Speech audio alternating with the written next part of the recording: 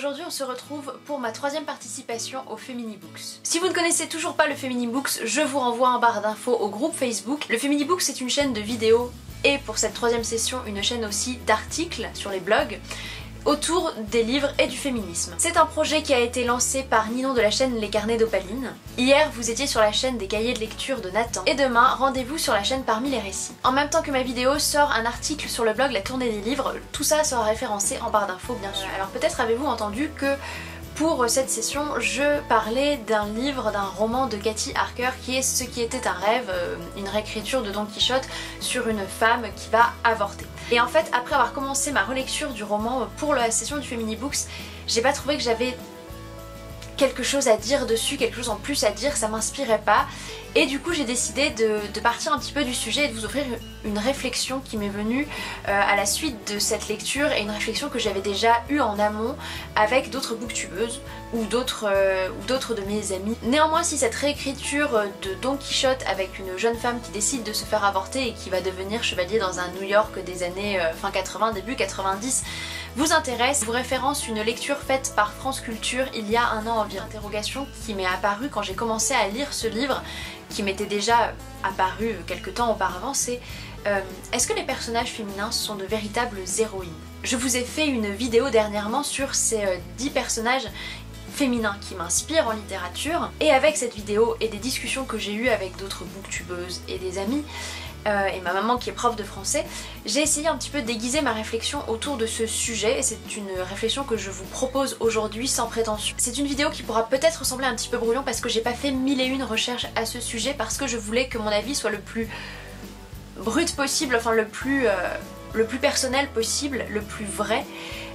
Le plus spontané. Je vous invite vraiment à répondre en commentaire à cette interrogation et à me dire quel est votre avis par rapport à cette interrogation. En fait, dans Don Quichotte, ce qui était un rêve, le personnage féminin de Don Quichotte qui va se faire avorter comprend que maintenant qu'elle va se faire avorter et donc qu'elle n'est plus complètement femme aux yeux de la société mais qu'elle devient quelque chose qui n'a pas respecté son rôle de femme en devenant mère, et bien du coup elle se dit qu'elle devient chevalier. L'avortement devient l'allégorie de l'adoubement fait pour être chevalier au Moyen-Âge. Et donc par cet avortement, par cet adoubement, le personnage de Don Quichotte va avoir un nouveau nom et devient chevalier et va lutter pour défendre ses droits en tant que femme. Et donc elle va oublier ce qu'était être une femme avant pour se concentrer exclusivement sur ce qu'est être un chevalier.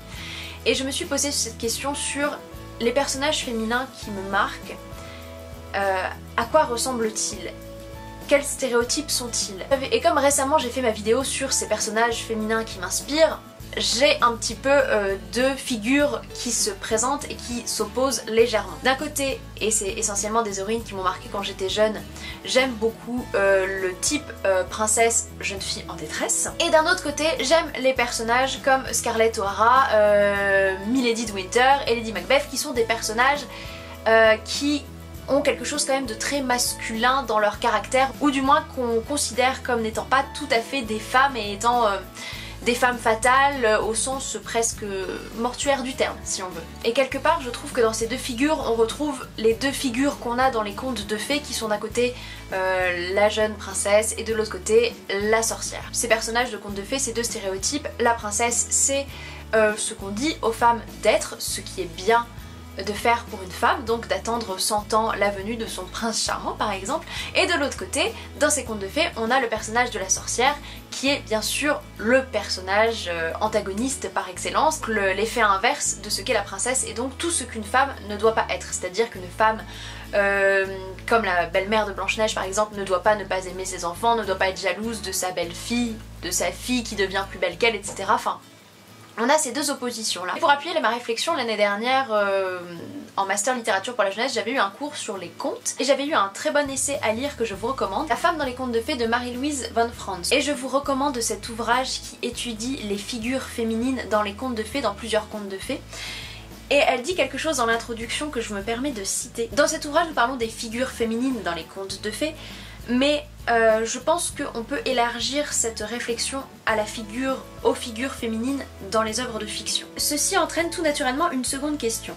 Un personnage féminin d'un conte représente-t-il vraiment la femme, sa situation et sa psychologie? En effet, Qu'une figure féminine joue le rôle central dans un récit ne signifie pas pour autant que celui-ci traite de la femme et des problèmes féminins tels que les femmes les ressentent. Car bien des histoires qui décrivent les aventures ou les souffrances d'une femme ont été contées par des hommes, ce sont des développements et des projections de leur imagination qui expriment leur aspiration et leur difficulté à vivre leur propre pôle féminin et à entrer en relation avec les femmes. Après lecture de ce passage m'est venue une héroïne que j'ai citée dans ma vidéo sur ces femmes qui m'inspirent, c'est Emma Bovary qui a été écrite par Flaubert. Quand on étudie des extraits de Madame Bovary ou Madame Bovary au lycée, nos profs de français nous disent toujours que Flaubert a dit « Emma Bovary, c'est moi ». Et là, une question se pose, c'est Flaubert peut-il réellement comprendre ce qu'est être une femme au 19e siècle? Un auteur masculin peut imaginer peut-être ce qu'est être une femme, ce que sont les désirs féminins. Il n'empêche que Emma Bovary s'en prend quand même plein la tête. Flaubert n'est pas très tendre avec son héroïne et qu'en règle générale les auteurs masculins ne sont pas très tendres avec leurs héroïnes féminines qui revendiquent cette part, ce côté masculin. Avant d'aller plus loin dans ma réflexion, je me suis aussi demandé quelle était la signification de héros dans le dictionnaire, et un héros dans l'Antiquité c'est un homme qui soit descend des dieux, soit qui a des pouvoirs ou quelque chose qui fait de lui un surhomme. Et quand on cherche héroïne, ça n'a pas du tout au départ la même signification chez les Grecs, puisque on pense tout de suite à héroïne tragique dans la tragédie. Et les héroïnes tragiques n'ont pas quelque chose de surhumain, si ce n'est que ces héroïnes sont quand même relativement malchanceuses et qu'on peut le dire sans être complètement vulgaire, elles ont une vie de merde, pardonnez-moi l'expression. Donc quand on pense héroïne tragédie grecque, on peut penser à Andromaque, on peut penser à Hermione, on peut penser à Phèdre, on peut penser à Clytemnestre, à Iphigénie, à Antigone. Aucune n'a une fin heureuse dans toutes ces tragédies. Alors que le héros grec masculin, relativement, il va vivre 1001 aventures, mais à la fin, ça va. Ulysse, à la fin, ça va. Hercule, à la fin, ça va. Effectivement, Achille, il lui arrive 2-3 bricoles, mais bon, c'est rien de comparable, je trouve, par rapport au destin tragique des héroïnes, des femmes considérées comme héroïnes. Et ces rôles féminins qui sont des rôles forts, ces rôles d'héroïnes, elles ne sont pas bien considérés. On va plus facilement étudier Ulysse et montrer Ulysse comme étant le grand héros antique que montrer par exemple Andromaque comme une grande héroïne antique. Ou Antigone, quoique Antigone, grâce à Anouilh qui la réadapte dans les années de la Seconde Guerre mondiale, il arrive à faire d'elle une héroïne, mais bon, qui meurt quand même à la fin. Et tout ça sans perdre de vue le fait que ce sont des femmes écrites et décrites par des hommes.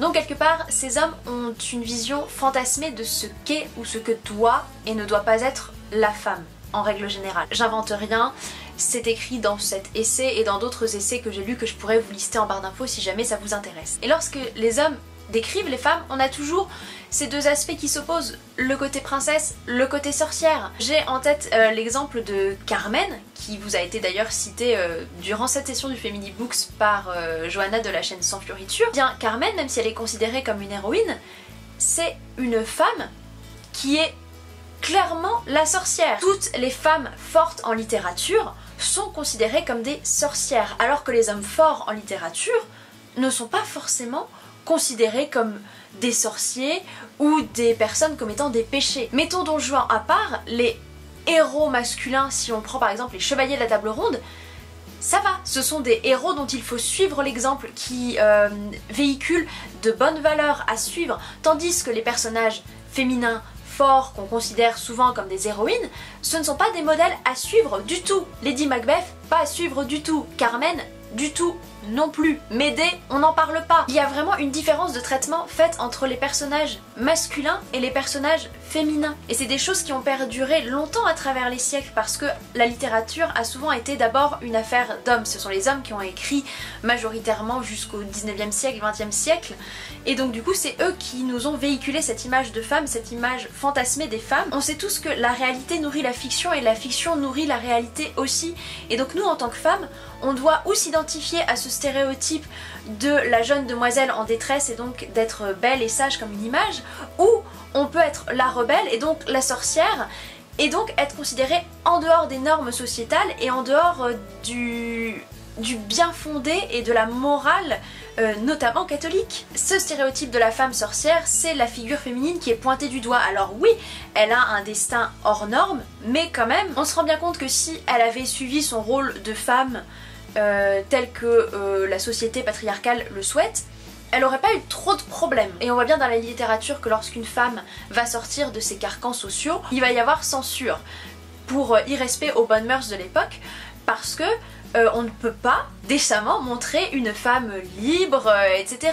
Je pense à Manon Lescaut de l'abbé Prévost, je pense à Emma Bovary de Flaubert, je pense également à la marquise de Merteuil dans Les Liaisons dangereuses. Ces femmes sont très mal vues et sont montrées comme des exemples à ne pas suivre, et pourtant ce sont des femmes qui nous montrent que si on veut suivre un autre chemin que celui qui nous est désigné par un système patriarcal, ça va pas aller pour nous. Et pourtant ce ne sont pas des femmes mauvaises qui ne commettent pas de meurtre, ce sont des femmes qui veulent simplement avoir les mêmes droits que les hommes. Pourquoi la figure de Don Juan, on va plus facilement lui pardonner ses excès qu'à par exemple la marquise de Merteuil qui a des amants tout comme Don Juan a des maîtresses? Pourquoi Don Juan va être mis sur un piédestal et va être admiré par tous et toutes en disant oui c'est la figure qui va en dehors des normes sociétales, c'est l'homme qui refuse d'être simplement marié, c'est l'homme qui refuse de croire à un ordre religieux, etc.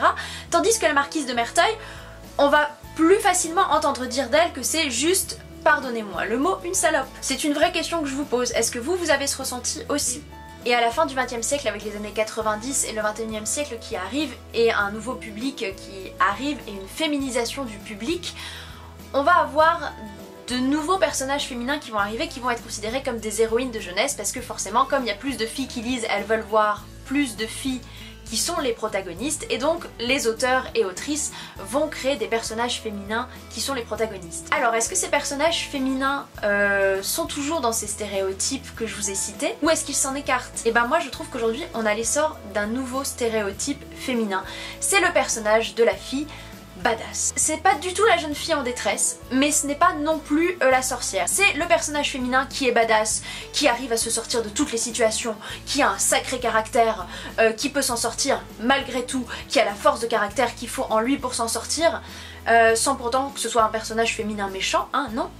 Mais moi personnellement, ce personnage féminin de badass, je ne m'y retrouve pas. La figure emblématique pour moi du personnage féminin badass, c'est Katniss Everdeen dans Hunger Games, et aujourd'hui on a 1001 déclinaisons de ce personnage, et ce n'est pas du tout réaliste. C'est-à-dire qu'à des jeunes filles maintenant, on leur fait dire que pour être une héroïne, il faut être une femme qui quelque part n'a plus de sentiments, et si tu n'es pas ce personnage avec cette injonction d'être soit un homme et souffre en silence, quoi, en gros, eh bien tu n'es pas digne d'être héroïne. Et je pense que ce n'est pas ce qu'il faut non plus aux jeunes filles. Alors j'ai pas la solution miracle. Je dis pas ça parce que je pense qu'il y a un stéréotype qui est meilleur qu'un autre. Je pense que tous les stéréotypes sont mauvais et qu'il faut faire très attention en tant qu'auteur lorsqu'on écrit des personnages, et je pense d'autant plus quand on écrit des personnages féminins aujourd'hui. Et j'ai cherché des personnages féminins complètement réalistes. Pour moi, le seul dans lequel je me suis reconnue, vous le savez, c'est Laura dans Tiens-moi fort de Marie Friedman, qui est du coup une jeune fille qui a été écrite par une femme. Dans les commentaires sur ma vidéo sur les personnages féminins qui ont marqué ma vie, beaucoup d'entre vous m'ont cité Hermione comme personnage féminin. Et je me dis que peut-être que pour vous, elle a en elle tous ces personnages féminins, tous ces archétypes qui font d'elle un personnage féminin réaliste. Je ne sais pas du tout. Et si on va plus loin, avec les comics, il y a eu aussi l'arrivée du personnage de la super-héroïne. Donc là on est un petit peu aussi dans le côté badass, mais une super héroïne qui a été beaucoup écrite par des hommes et qui est beaucoup pour la plupart une représentation du fantasme masculin de la femme parfaite, et en plus qui a des pouvoirs, etc. On peut, je pense notamment à Wonder Woman et à un super article qu'avait fait Céline de Céline Online, je vous le référence en barre d'infos, par rapport au film Wonder Woman, où Wonder Woman, d'accord c'est une Amazone, etc. Mais à la fin Wonder Woman, bon désolé si vous l'avez pas vu, je vous spoil un peu, elle te dit que le plus important c'est l'amour. Au secours. Wonder Woman peut traverser un no man's land sans avoir une goutte de boue, sans être décoiffée. Tout ça pour dire que ces super-héroïnes ne sont pas du tout des représentations réalistes de ce qu'est être une femme au quotidien. Et moi j'ai besoin de ça aujourd'hui en littérature, c'est de lire des femmes qui sont comme moi, qui sont comme ma mère, comme ma soeur, comme mes amis. C'est ça que j'ai envie de voir aujourd'hui en littérature. J'espère que cette vidéo vous aura intéressé et que je pourrai avoir de très beaux échanges avec vous en commentaire. N'hésitez pas à suivre les autres vidéos du Feminibooks. Je vous embrasse et vous dis à très vite pour une prochaine vidéo.